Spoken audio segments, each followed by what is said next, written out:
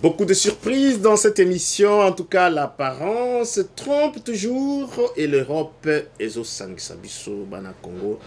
Tozana bateau penzo que les gens qui font la fierté de notre pays, qui ont vraiment travaillé et surtout qui continuent à travailler jusqu'à aujourd'hui. Mais tant qu'on a ébouillé, parce que ça ne s'écrit pas na ilongi, mais il faut découvrir. C'est ainsi qu'on a Shorton TV, tout ça qu'on a amené nous prouesse. Donc les oiseaux rares, bateau penza qui est au monde bobi. Ah, yende et zandeye. On sans plus tarder, je vais vous présenter le professeur, donc Aza professeur. Si je dis très bien professeur, parce que les professeurs au Congola mi bambaka kombote parce que Congola komi benga PDG, komi benga seigneur, komi benga king, komi benga tout ce qu'il veut, mais il ne rêve même pas de cela. Mais parce que réalité Zaka Moko, la vérité reste la vérité. Quand nous parlons de professeur dans Shorton TV, c'est un professeur qui se respecte, qui vraiment ba norme c'est sengeli okuboyo kaye qui azaki professeur, mais vous allez surpris. Si vous voyez quelqu'un dans notre communauté, je vais prendre encore une minute avant de creuser à Psenanga, d'éventrer le bois et surtout na pasolali qui nous a balelo. Si vous voyez quelqu'un dans notre communauté en train de poser des actes très très positifs et vraiment voulant tous les jours le bien, il y a batou mususu. Il faut que mutoa nazara nengozo mona été azana biloke belé ya kitoko et bomba minasimana. Je parlerai ici de Coco, vous voyez bien, to benga na communauté na biso, Coco Kalamai, mais ne vous en faites pas. Comme on est en kitoko mingi. Coco Litoi, de plus proche aussi, mais c'est un professeur au Yazotang na université Namboka Oyo. Tant que monaka cotisation ya matanga signé Coco na ba groupe nyonso mikolo yaza tellement na souci à communauté na biso, c'est pas parce que il est ndenge wana bozo mona na kati ya ba groupe wana, mais c'était l'homme du peuple. Moulakisi, un professeur, papa. Mais attention, c'est un grand écrivain que je reçois aujourd'hui sur Shorton TV. Palmarès Nayaz en a plus de 10 livres. Et quel sujet?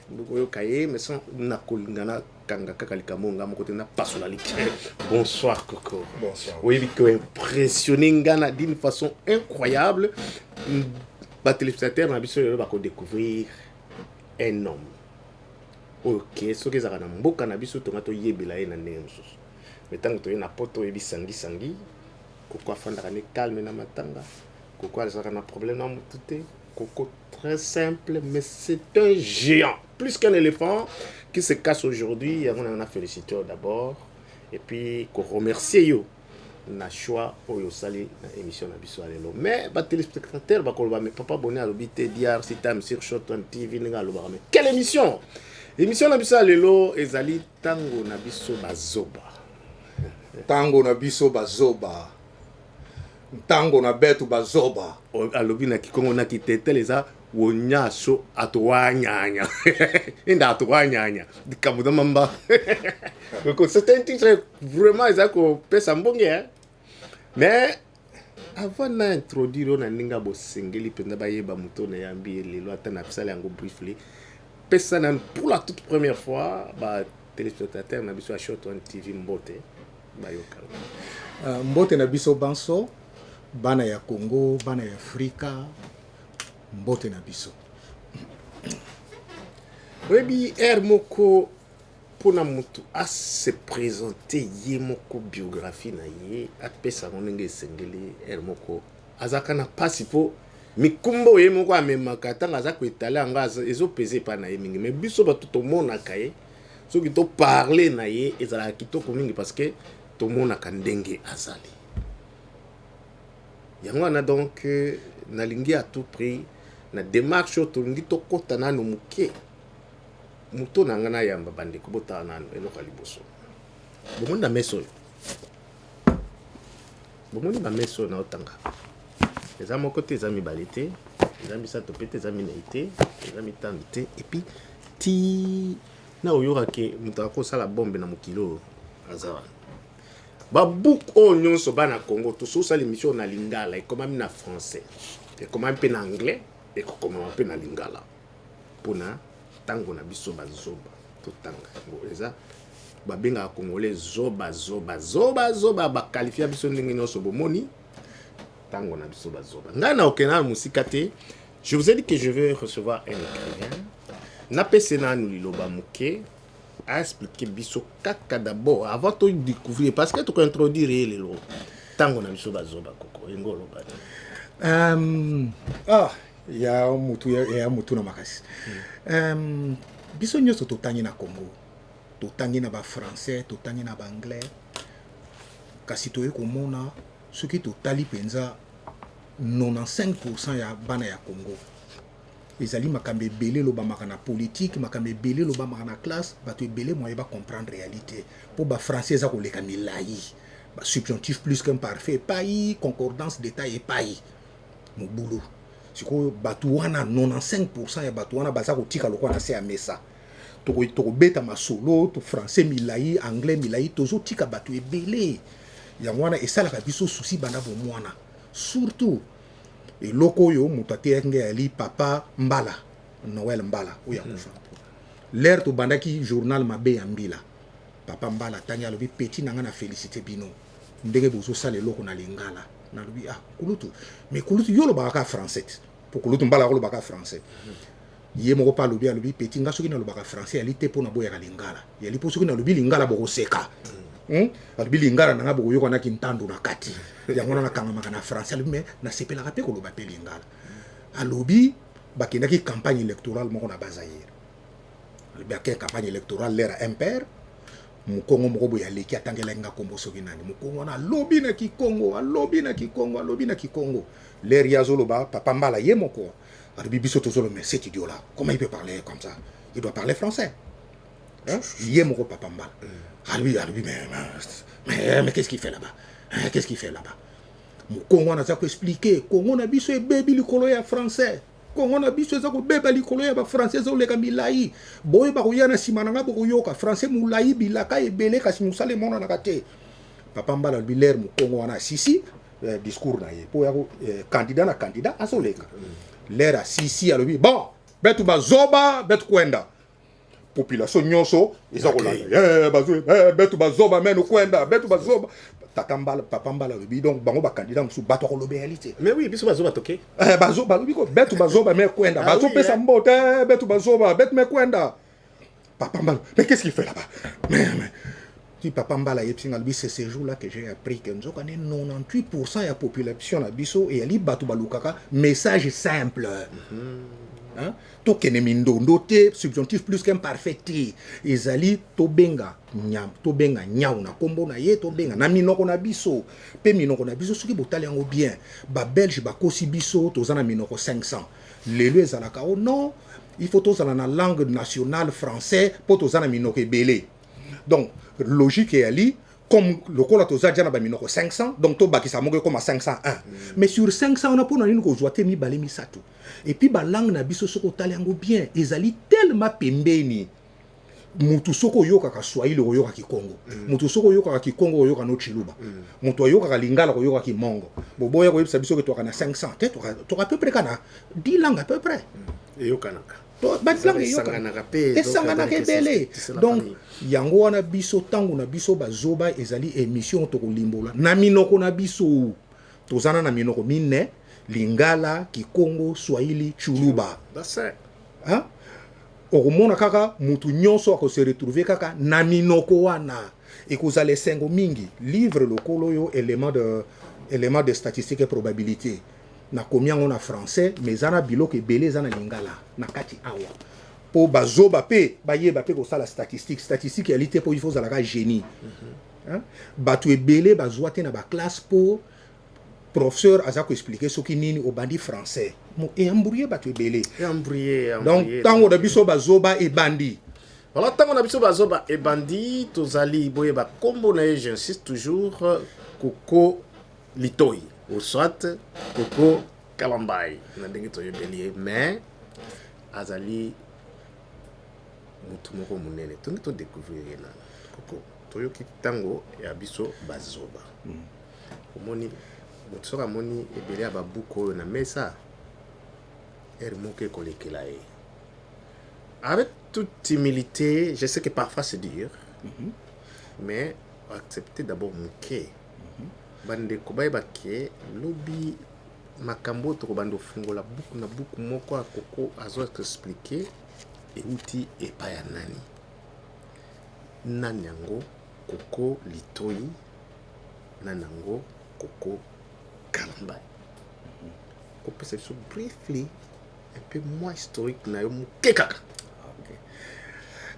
Donc ngai koko kalambai kombo na ngai ya mwa molai mais nakataka koko kalambai donc kombo na ngai penza donc koko kalambai kalafan ngal mokong ya nde titre na ngai ya kombo te eza titre donc nazali chef coutumier en fait donc titre na ngai chef coutumier ngal mokong donc nabotami na Kisasa le 14 octobre date moko na Mobutu kangango nabotami le 14 octobre 1959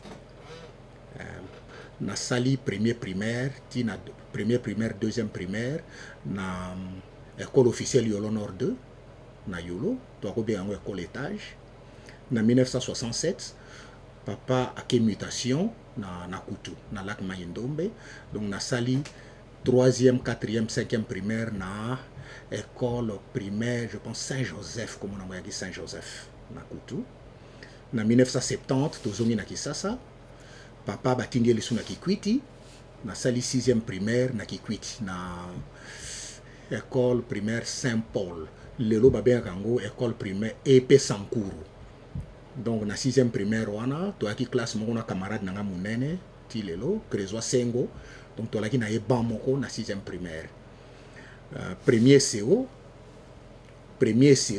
na Kinzambi donc de premier CO qui na 5e littéraire na sali yango na Kinzambi 6e secondaire 6e littéraire na sali yango na Tene ya Kikwit pour ne pas problème moko ebimaki na petit séminaire pour na petit séminaire donc na sali yango na Kikwit mais yaki toujours peka na cadre kaka ya séminariste en fait bon mais après wana na Kisangani na Unikis na sali biochimie 3 ans bakangaki faculté ya biochimie batindinga na Kisasa l'air na komi na Kisasa na changé au lieu na sisa na biochimie na sisi na chimie physique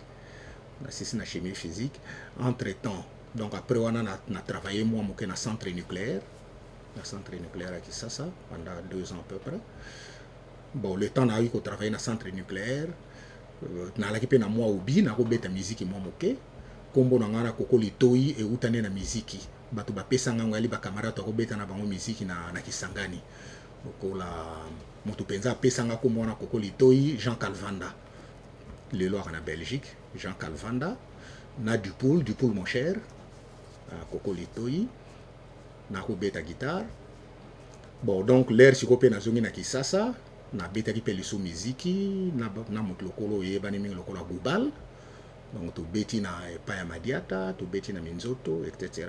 Mais bon et puis l'air moko bona ye na poto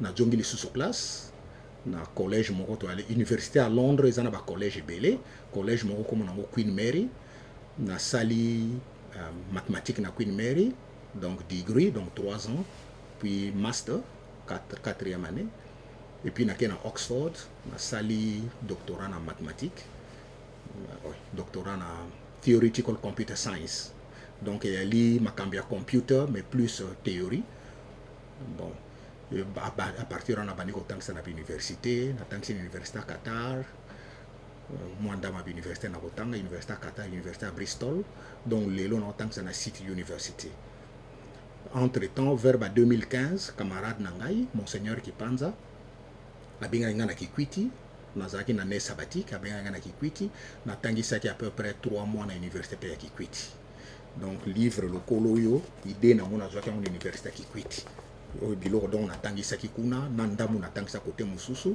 mais pour na santaki que il faut moi manuel pour na tangisa bango yango wana livre idée et soit na université ya Kikwiti na fantastique professeur Koko Kalambai qui na bengi na suka intervention na professeur bino boki kombo ya professeur très important Koko en tout cas ezali briefly ou bien comme les anglais mais deeply donc nous indo penda likambo toki pourquoi toyambi yo lelo na Shorton TV pe souciosa nango pona ko passer na plateau lelo na émission na biso tango na biso bazoba komoni muto azo reconnaître kaza zoba za mutamayele bilea parce qu'alingi ko apprendre tous les jours.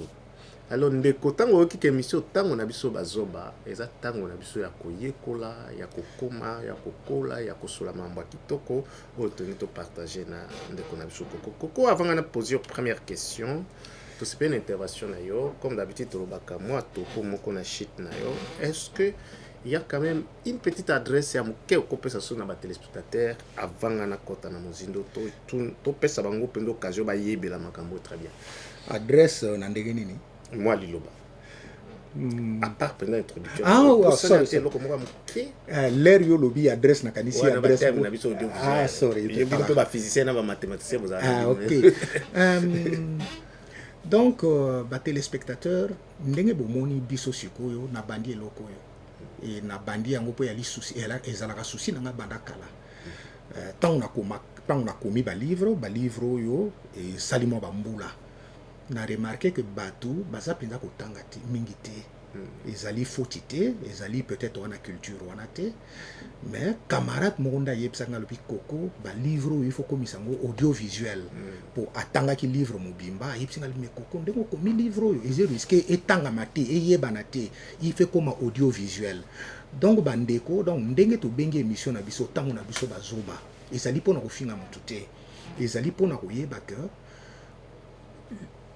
premier eloko po oluka boyebi il faut nano yeba ke oyebi te hein soki otiana mutu oyebi okoluka lisu boyebi te nzebi baluka kango il faut nano ndima ignorance oyebi adresse to tuni papa pona kene na wenze ali wapi c'est-à-dire il faut yo moko nano za la conscience que oyebi te eloko wana soki yo moko na mutu na yo so tiake oyebi nyonso otika lesusu oyeba te et ce qui n'a que pour ayer singa mo adresse à mokuse mengana ko apena pe ko sala mokuse te science ndenge lelo to mona ka science ou biso batu mwindo to mona ngolo ko la mystère ba mindele tinas 15e 16e siècle ba ika lokola biso batu mwindo ba kanisa ki ba yebi nyonso pona nini mbule betaka nzambe nda betaka mbula pona nini mutaza maladi po ba lia ki ye na noko na ye hein pona nini kake betaka po soki nini vous on a likamunyo so boza déjà na réponse mabe ba mindele ba sala science lere komi batali pona nini mbule betaka olibi to yebite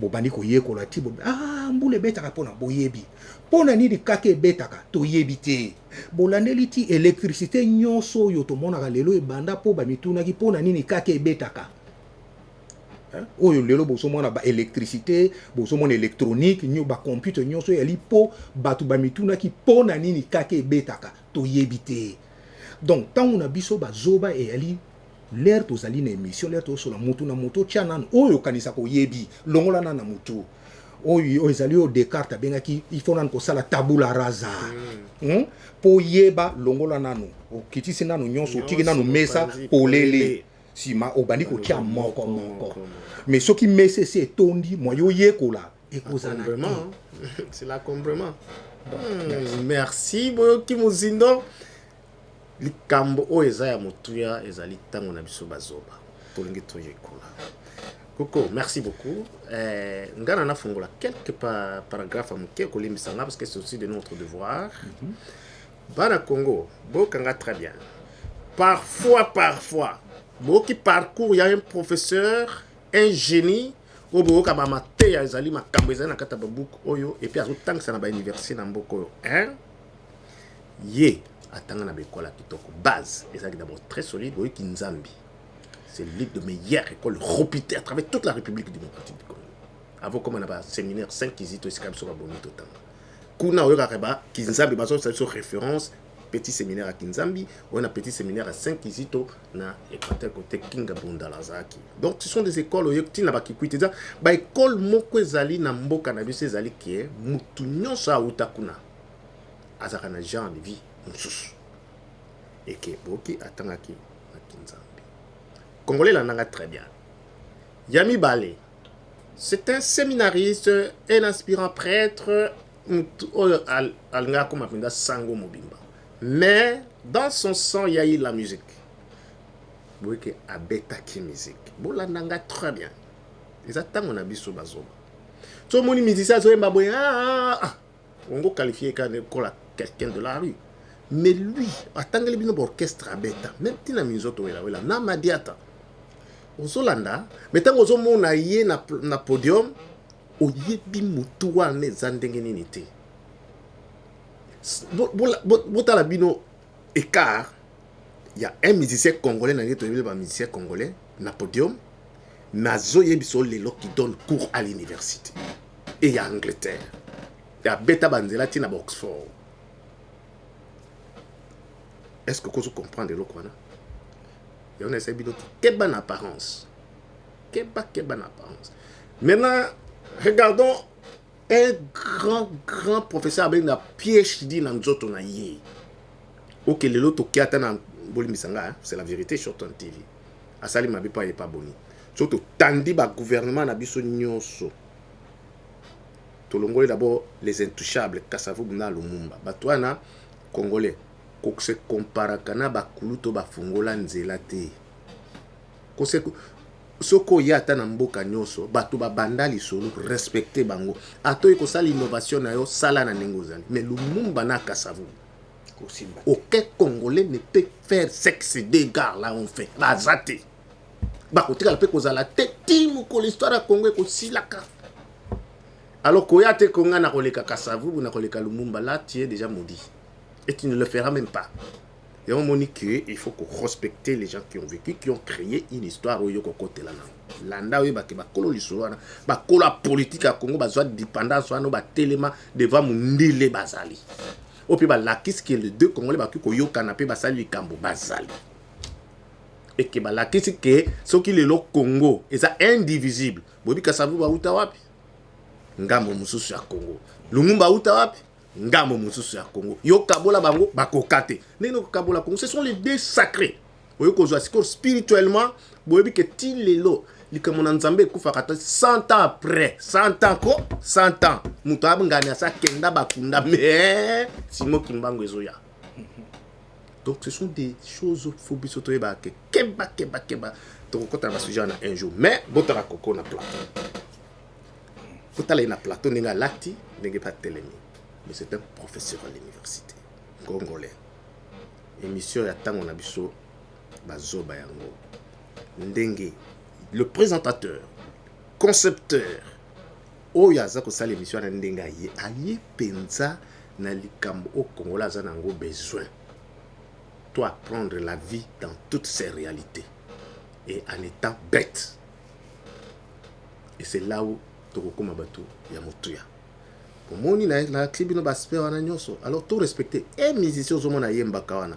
Na oya lati moniere lokola koko. Na oya lati boy, na oya salibo ndeko nyoso zo mona apparemment wana c'est pas la personne. Tout ce que vous voyez là, c'est pas atobola lito, ya salabo, ya sala kacha choko, ya salabo, ba circonstance wana tout ce n'est pas la personne. Mutaza et Kikambo Mususo Bomoni Okola Toko le Koko avec tout nyonso tomoni ndenge mwana nyonso akola ka jeune nyonso zoya na ba ambition na ye na ba tâtonnement na ye na ba activité na ye nyonso oyo olekisa ki betape na o ya vie les loza professeur oui je peux dire parce que oza professeur non connu mais peut-être et loko Mususo ezana sima oyo pusaki yo pour décider que non, je dois écrire. Et le connaît. Bon, pour na kokoma, na banaki na nkotanga. Na banaki na nkotanga mwa mingi. Na koyeba mokolo liboso penzo na ona bandaki ko ngamo na kokolo ba mokolo na banda kotanga. Et koko zala ya ki vers 1966 ou 67. Bato bakoyi koyeba bakolandela ngo na Google mikolo Google ebima ezali mokolo Ian Smith a déclaré que Rhodésie du Nord est commis état indépendant donc banglais batala les choses makama Rhodésie du Nord te comme na ki Ian Smith ngana ya nanga dadu oya tika kibiso kondo dadu tuuti classe les rois to tanga na ndenge na lobaki na école officielle yolo Nord 2 tuuti classe tukuti tata na biso na kanda asa ko silika papa mingi alaki moto a vita alaki moto a kanda ye soki vita poli kuta kolia te l'air tomoni papa na kanda mama azoloba na alobi mais Pierre yo pe bakanda no makamba vita papa alobi te eza makamba vita te l'air onaki 20 club alobi yo kite na radio Yann Simit alobi yo Rhodésie du Nord ekomi indépendant bon biso toyebaki te tala l'air onaki soki 6 ans tozo comprendre te tu pe classe nzala bozolinga mama pesa bino biloko bolia totuni papa bongo nini alobi te ndenge siko bamindele balobi Rhodésie du Nord ekomi indépendant ngelo babatu mwindu bakotika siko zo indépendance te tozo comprendre peka te tokoti na ndako mama pesi biso biloko ndire ya soki le roi to kulinga mingi madesu apembe mama pesi biso soki madesu soki nini tozolia papa koti azalaki na mwa bibliothèque na moke une cinquantaine de livres parmi ba livres na mingi na ba livre comme sélection en anglais ba bien ce qui reader digest aki pena ba livre comme historia afungoli livre moko historia moko abani ko expliquer biso place ba Rhodésie du Nord en ali sima kana kanda na ye ayebisi biso bon ba livre yango bo bana kotanga jusque là toi qui na droit au simba bibliothèque na été donc on a de qui première fois oyo simbi bibliothèque bozo tala moi ba photo donc à partir on a comment qui aujourd'hui histoire à papa au tangi soko comprendre tout tunier à expliquer moi moke donc papa na biso ndem tapesa ki biso goût ya kotanga bon donc to tangi historia parenthèse historia ngo mingi ya la deuxième guerre mondiale donc to yebaki deuxième guerre mondiale ngana ya na ngamwa mingi place pona ba historia wana papa puis l'air pe na kinzambi l'air na kinzambi na premier so yaki na livre moko titre nango ya laki l'histoire de la France yaki mo encyclopédie mo munene donc livre on a pe na tanga ngo na retanga yango na ko sepela na livre on a pona na page katikati penza yaki ba livre bien relié ce qu'on a page katikati yaki na cardinal de Richelieu alaki penze lamba ba cardinal écarlate donc yaki na rolinga page wana mwa mingi bon donc histoire à France na tanga na livre wana puis histoire ba juif na tanga mo pe mwa mingi na botandi l'air na yiko koma vers ba 81 mokolo moko ngana camarade nanga to alaki na campus to zaki mo problème na professeur na biso moko boye mitu échauffaki biso to ke beta mo tour na côté ya livulu ba quelque part wana na ndenga ba tour de rien wana to monani na quartier na komona ngolosini quartier na ngomba monga fula posa mai to ke wana to beti to moni portail moko boye kitoko to beti boy mwana mosala ya mobale ya kilibanda po akoti biso zo mona zo banga mwa moketo yeto tozo luka mai abeleli mama bato bazo luka mai jeune fille biso le roi to ko ba 22 ans jeune fille moko à peu près ba 20 ans aye ko bima na bébé une jeune fille très belle ça il faut le dire moi si soka zaki to il faut qu'on le dise aye wana azotuna biso bino bo ayeli biso kopo pe ya mai to meli abando tuna biso ba question bino bo alaka to bité to na campus bongo yo te bona lingala na ye osa alo ba lingala très bien on sentir moi accent ya Kiswahili muke penza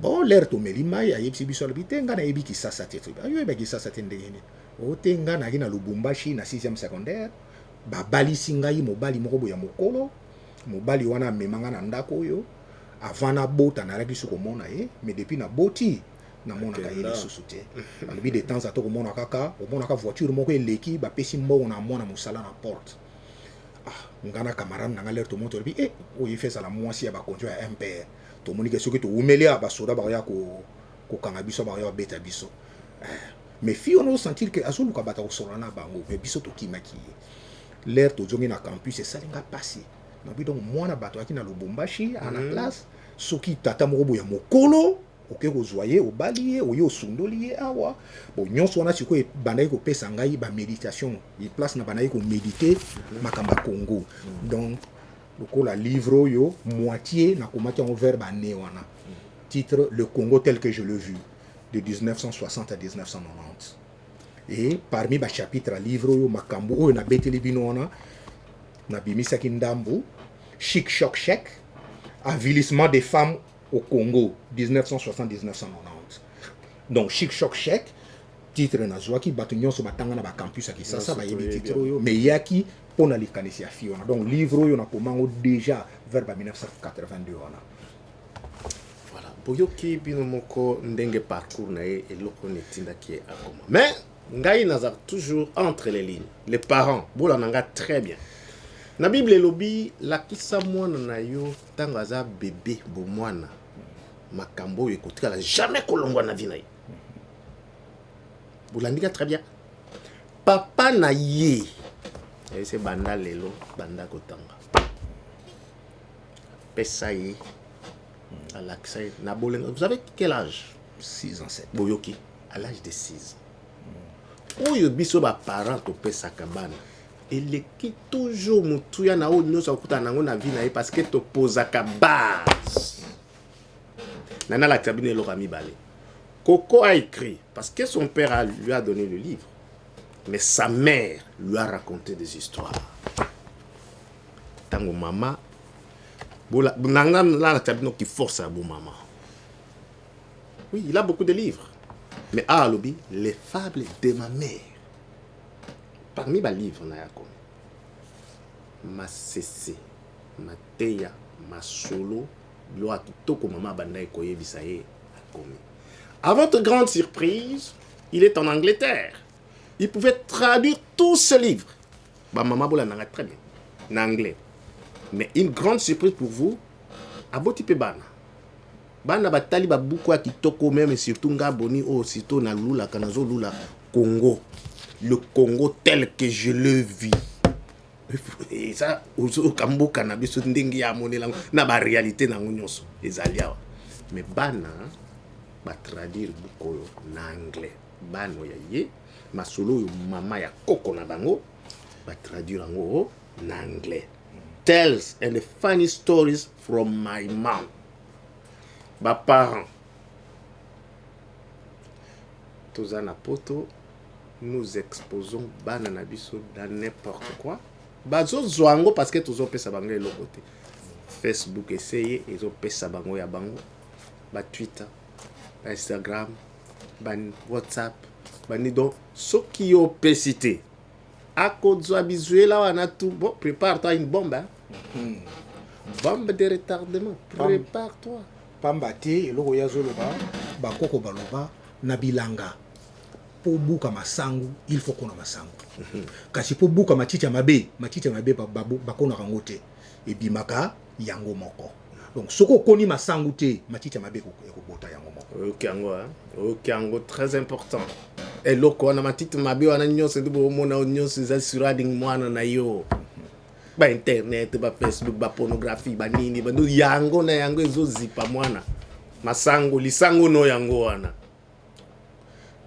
Coco c'est Michel Kitoko hein? Merci. Naebi que vous êtes envahi par des distractions inutiles ba divertissement au kozoyo toute la journée zoatan na yo chaque samedi à partir de 17h landa émission oyo oko benga pe bana bayo kapoto ko bando betango masolo na mboka na biso koko bakoloba mais toi qui papa bona flasher na ba titre ba beaucoup les lobos et tout ça tout le monde a déjà tozana tang la bino ba titre hein? Le Congo tel que je le vis de 1960 à 1990 c'est-à-dire 1990 les fables de ma mère yango pesa traduit en anglais de la sabino tales and the funny stories from my mama chic choc chèque o penza bande ko na biso basi boyebi ke bosala succès na ba université na masolo oyo kaka kotazo pesa lia donc ça la génération à l'axi bino penza que c'était congolais d'origine qui se respecte à tanga na mboka so lelo ye président to lukate kenda ba pa uta wa pelongineza ya nani tout ça donc c'est OK na kinzani botana ba archive au moni nous avons pris des chefs des politiciens comme on a ba archive na bango na ba école ba so batanga allez vérifier mais lui des traces sont là kizambi que ba tout ça héritage de la colonisation belge au Congo. Hein? Babel, je me dis héritage nini. Ok, bah, que ça blague était à MC Binoni, complexe d'infériorité.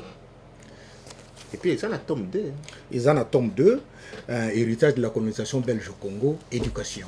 balivre mosusu toza nango akutu na mesa te oyo ngai natalaki ntango naoluka nayeba kie koko moto yango azomemelanga balivre boyebake à part ça akoma balivre mwa ebele mosusu ezali après choc chèque ezali wana akutu aye nango mpo na kasa ezala te et puis la clocharisation du peuple congolais tokoma baclochard koko iza makambo matata ya mwa matata l'air moko vérité il faut koloba ngo en fait na amuta liboso ya koloba ngo te soko otali bato ebele balobaka ngo bandeko na biso oyo mikolo tozondongwana na bango mwa moke mpona toza bato mwa koswana ezanga te barwandais soki babeyaka biso bmv l'air moko baka na raison hein? L'air moko baka na raison po papa na ngai yebisaki ngai eyali boye soki moto afingi yo tala motu monene soit ezali vrai soit eza faux soki ezali vrai koya motu monene kosilika te nisa motu na nga koya motu na yo alors soki ezali faux kosilika te eza nga soki ezali faux likambo mpe kosilika mpe yali te parce que eza nde ngai nde donc l'air barwandais bafingaka biso bmw donc beer bmw ni oloba nini bmv donc beer music women ezali baclochardisation wana c'est-à-dire bato moko tellement pasi eleki bokangami kaka na eloko moko soki bapesi yo masanga makanisi na yo esuki wana soki bapesi yo lokita miziki okomona tata mokolo ebineli kobina epekisama te bato nyonso babinaka mais eza na ebineli mosusu obandi kosentir wana tobandi koya bassesse wana eza lisusu kobina ya bien te mpo mine de rien tokokendaka na bozindo ebele différence entre biso bato na banyama ezalaka na musique nyonso bato tosalaka banyama basalaka mais soki eza na eloko oyo banyama basalaka te yaka musique na danse bakoka kobina mpenza te synchronisation ezalaka te mpo musique eyali nini naloba lokola koyemba poème eyali nini ezali maloba motie beauté na maloba na yo otie beauté na maloba na yo yango wana poème l'art de combiner le son l'oreille ça c'est très important Jesus Christ koko mabina eyali nini mabina en fait eyaka juste kotambola mais nde etamboleli na yo otie kitoko na etamboleli na yo mwa charme yango wana kobina banyama siko baka nango te donc c'est pour dire que koyemba musique kobina eza mabe te mais ezali na niveau moko soki peuple bokomi wana ekoti buzoba pour l'air. Ce que tu es en train de dire, c'est très important, le frère. Différence maintenant à cause de la musique na combine. Parce que j'ai vu beaucoup de choses dans la recherche tout ça là. Dernièrement, bon mon écoute basoda rabiso moko, ba komi na place soyo ba gorille bazara ki ba chepaze. Moko pas ça ko se familiariser na bango très bien, azolia azo sa mambutu lokola bango ba salaire ba pesi ye munduki. Bon mon eloko ça a chargé munduki lokola mutu. Abando beta bango tout sauve qui peut. Ezaki fiction te, mais c'était une réalité. Tout le monde a makako azo melisa moi na e libelle. Tout le monde a besoin mon appel na ba dernièrement j'ai aimé quelque chose qu'ils avaient partagé dans les réseaux sociaux des Niao bazolia oya lenda mndambo asiatique ya pesi camarade nale camarade pas lenda mndambo azongiseli ba comme titre c'est que manque au congolais merci donc tout le monde banyama bangulu to banyama mususu ndeko na banga azokufa na mai ba sale fort bango moko babimisa ye voilà.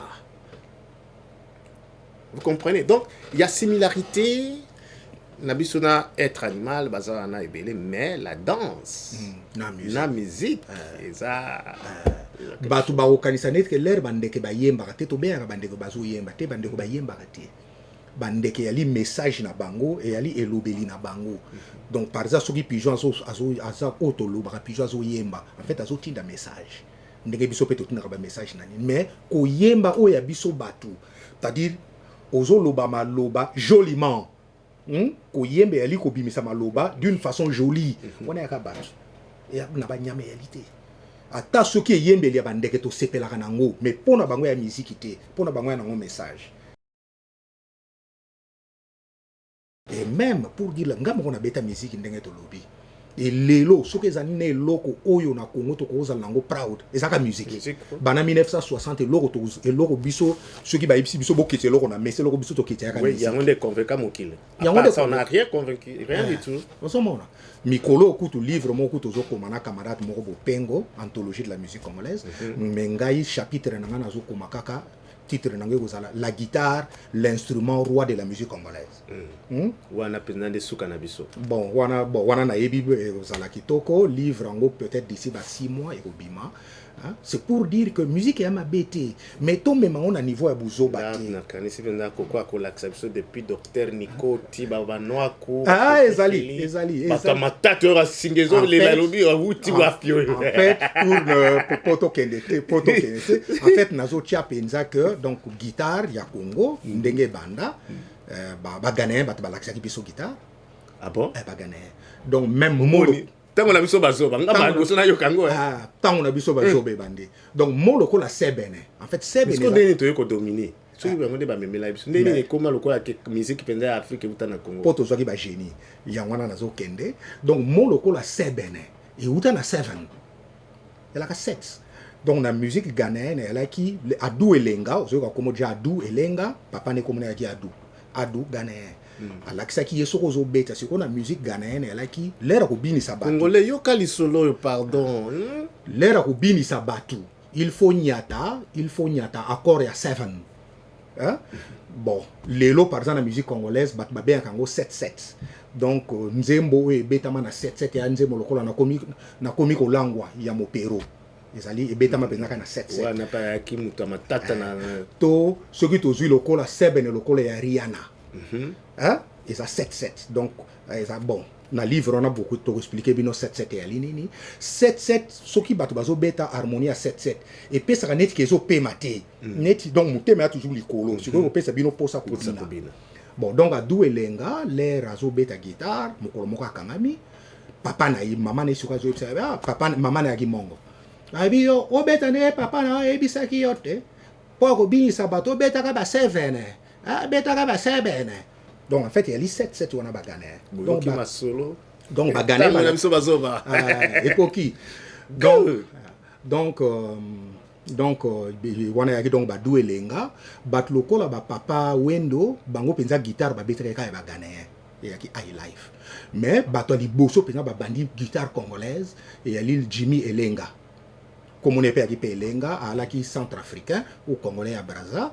Jimmy Elenga ou Zachary Elenga ezalaki na mususu comment on Jean Bosco Mwenda accompagnement ya Jean Bosco Mwenda na solo Jean Bosco Mwenda ti lelo etikala donc soko yoki Kofi avant di yemo na guitare na kiti na ye soko beti Jean Bosco Mwenda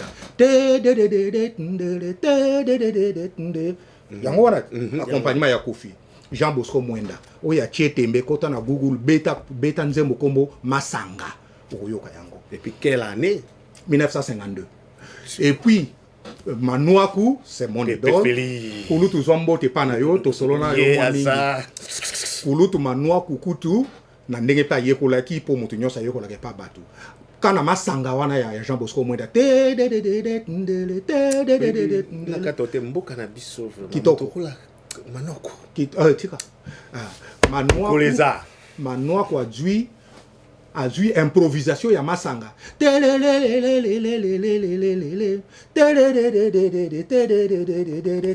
ana shushuna soko yoki nzembo shushuna eloko Manouaku beta wana luka Masanga yo moko okomona yango na kitisi Manouaku te kulutu zwa mboto yebi ndenge na lela yo monstre mais premier monstre aujourd'hui c'est Nico. C'est le monstre par définition, c'est Nico.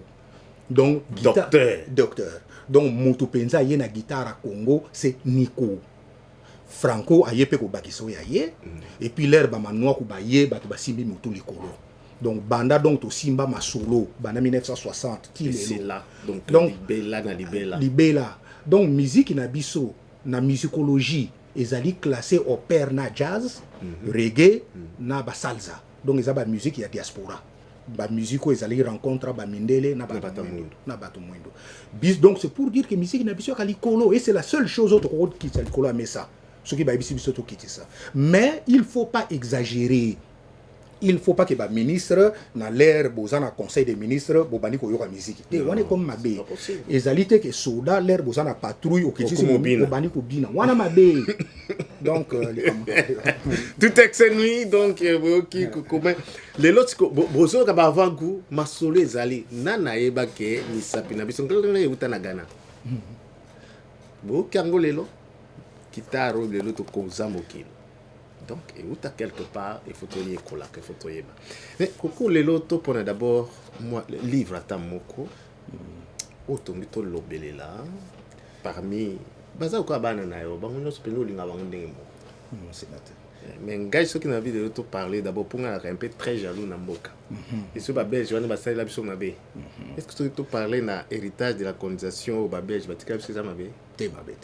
Fungola parce que souci na ponga pona makambo ya Congo ko na ebi na kosala termo penza esu pemeka na manga biso nyonso yango wana kutu l'air mo na linga kotala ba information na butute pona kolala mabe oui kanda lokola o ezoleka mikolo yo ba ministre 40 c'est déjà trop pour États-Unis ba na ba ministre 16 17.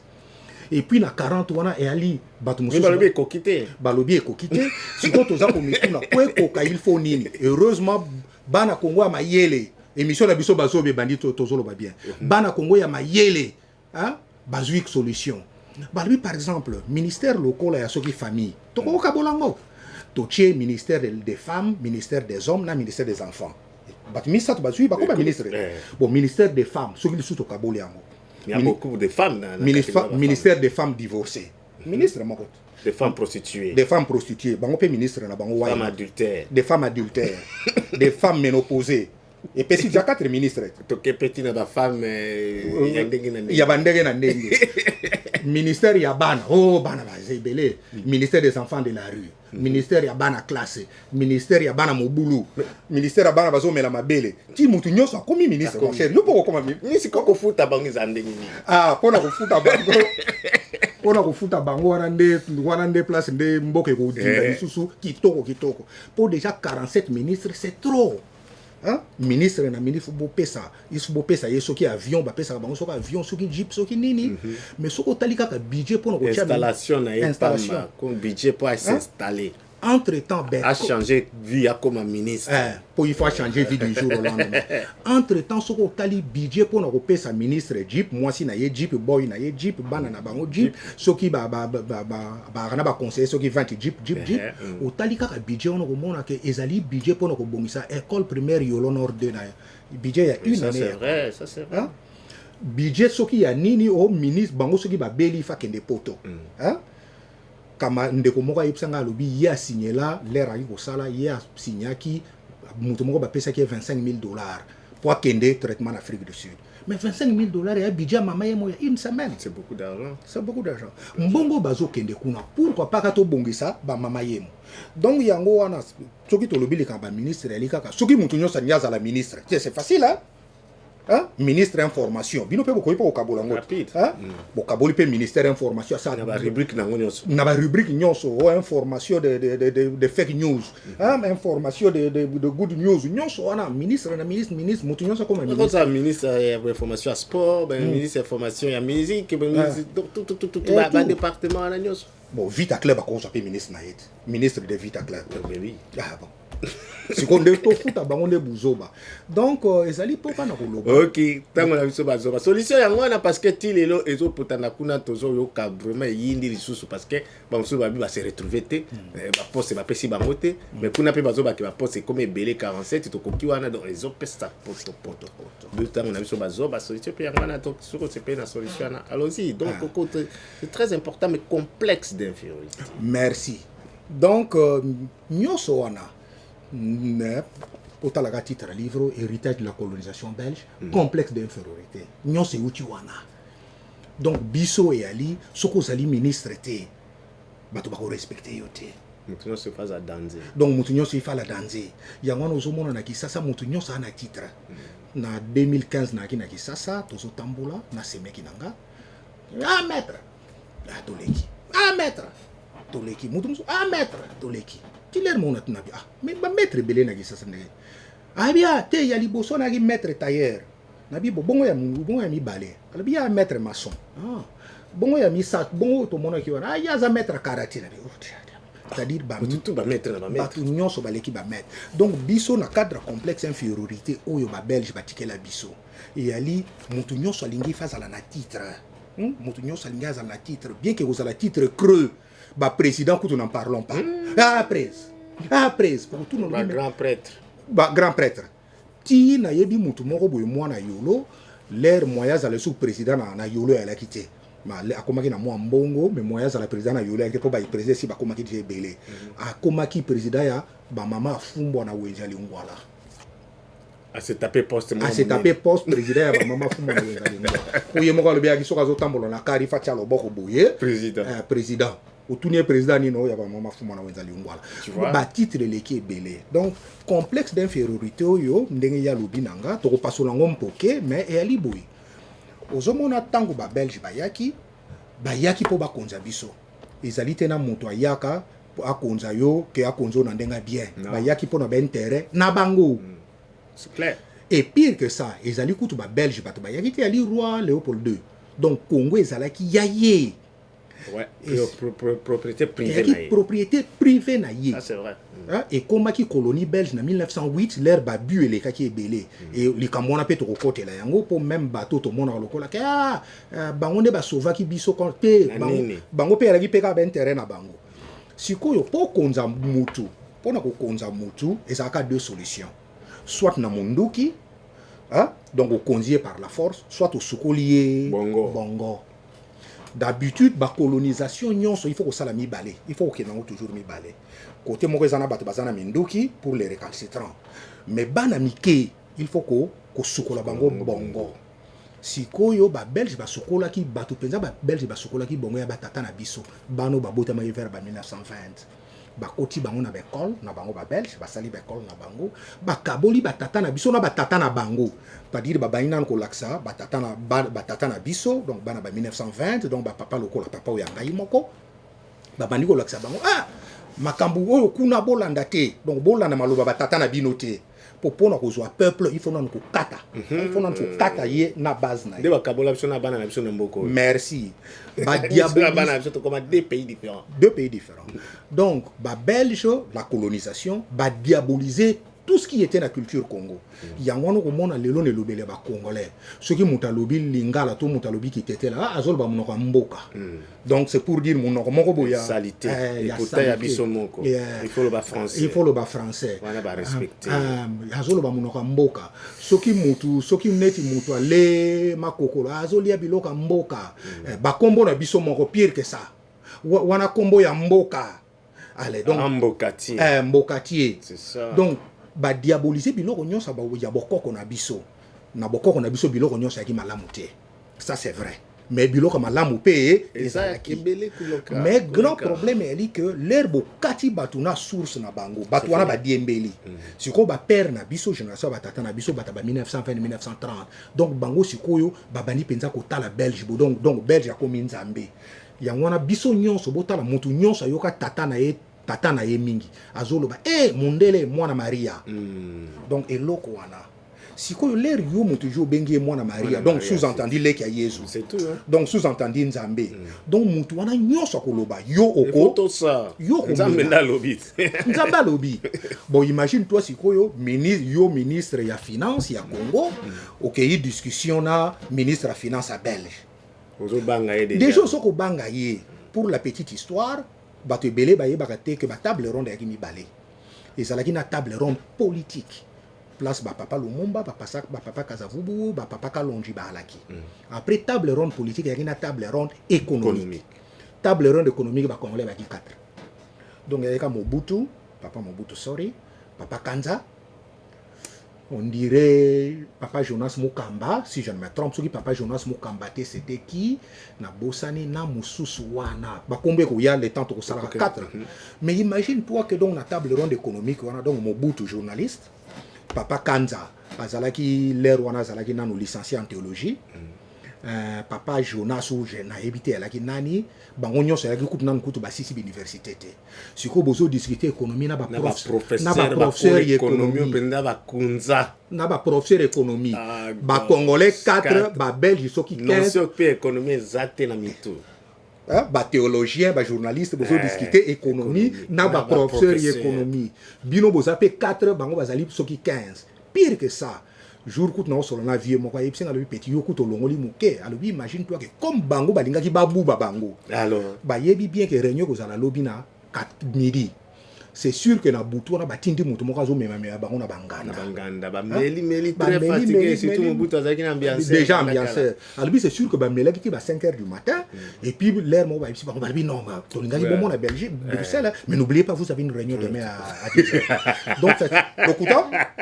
donc ça signifie que ba mobutu donc balalaki déjà na retard intéressant lokuta bien sûr balalaki déjà na retard mais na 9h ba telemisi bango po ba bongo déjà fatigué siko discuter siko na professeur économie makambe économie mais nyonso wana ça faisait que siko ba professeur économie na discussion kutu alaki c'est sûr que alaki ba bemisaki bango ka papier balabi l'air bazo benga bango dit excellence excellence tu peux signer là-bas. Tu peux signer là-bas, tu vois, parce qu'on a parlé de l'économie. Faut signer. Donc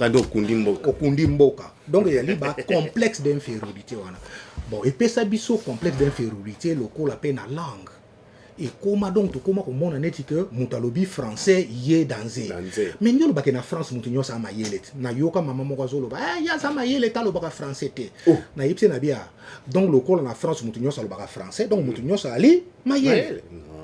Et pesi biso ba défaut ebele éducation est commis passi lisolo nga suka na ko betela bino et alipo et salanga passi déjà l'air toi qui na campus ngana camarade na kams kwa mwabo zombo tena yo to alaki ko lobato libite même l'université tout bana ko tangisa na balang na biso ça c'est vrai évidemment la kana ba bino bon mingi alaki bana lokola ya shaba ote ba kinwa na balinga lingala po ba kokolo ba français te ti camarade moko akatelaki bango na bitala soki na France soki na Paris balobaka français ya 42 km ko balobi biso totanga na ba collège Boboto kuna toloba français ya moi ebele soki toboya koloba français ya liteke po toyebi français te alobi abi po soki siko to bandi ko yebsa bino ba phrase lokola j'avais souhaité qu'il fût venu alobi fût venu wana ko za na ekoti accent circonflexe ba to ebele boko yokaka lisusu te alors bipoto ko lo ba pe ba français pe na ba subjonctif plus qu'imparfait mais né ko mema biso e payi de mon côté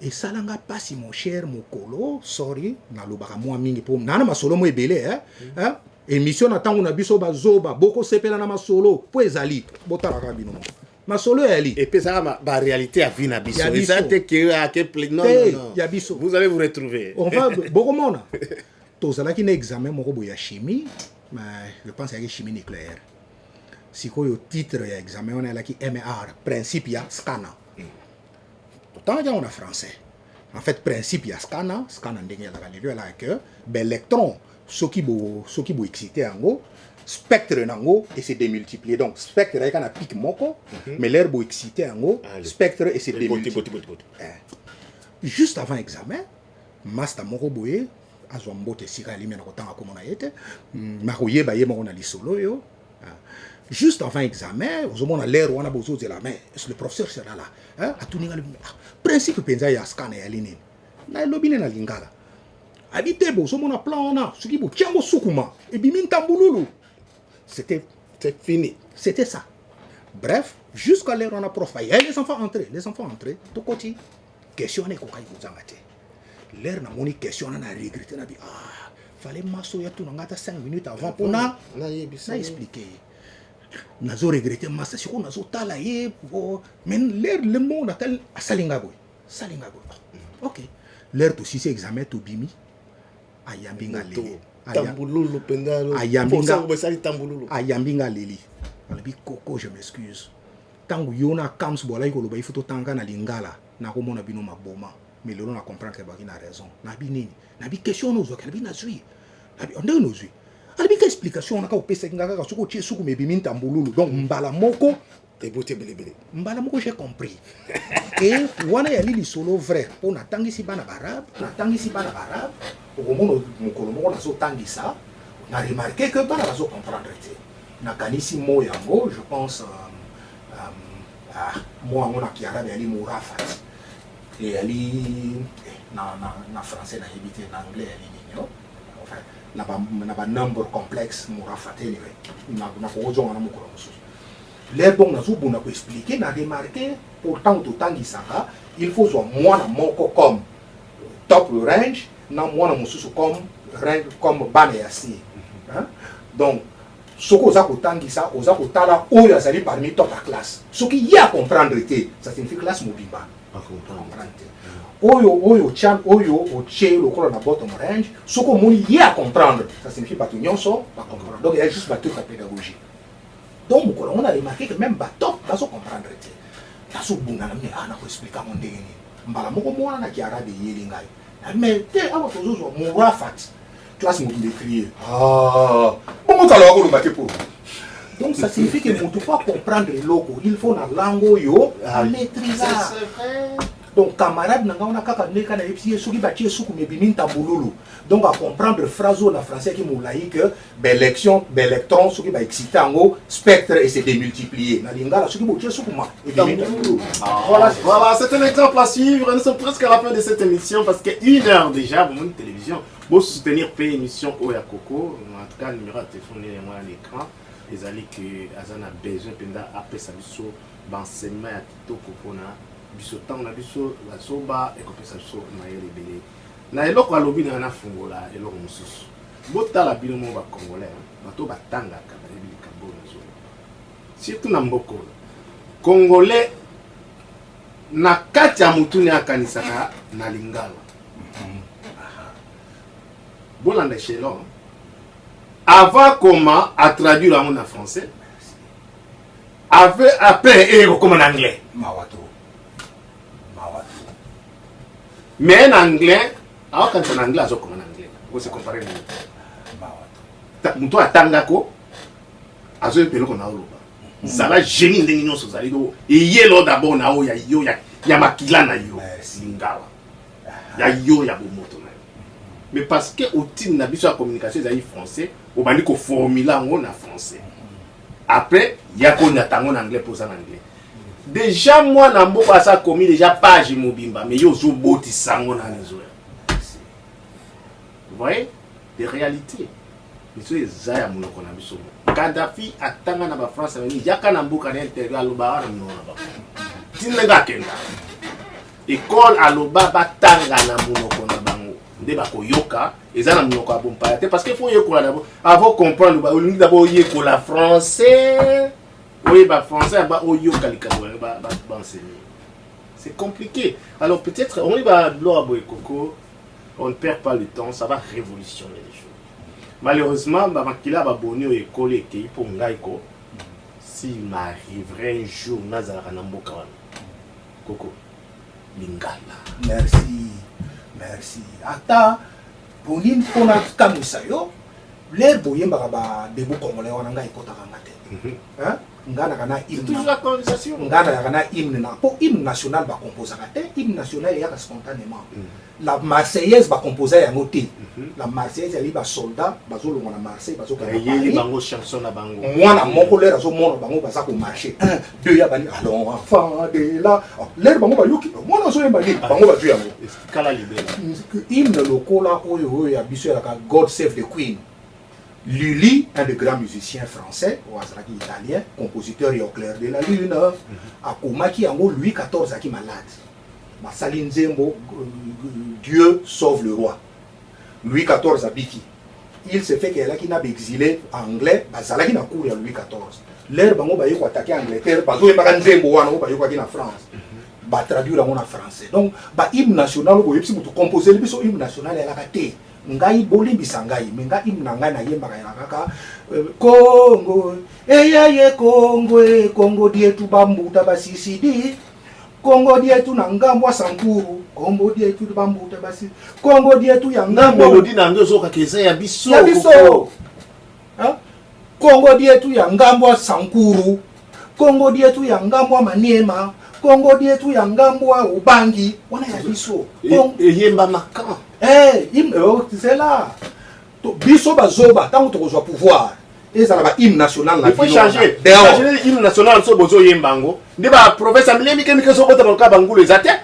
Parce que c'est Yembama na hymne national na biso ke Congo ya biso ça boye. Les ali boye depuis ba koko batika ya wana. Mais yo yelinga lelo soko wuti wapi obando division. Non. Dans la hymne national moulay.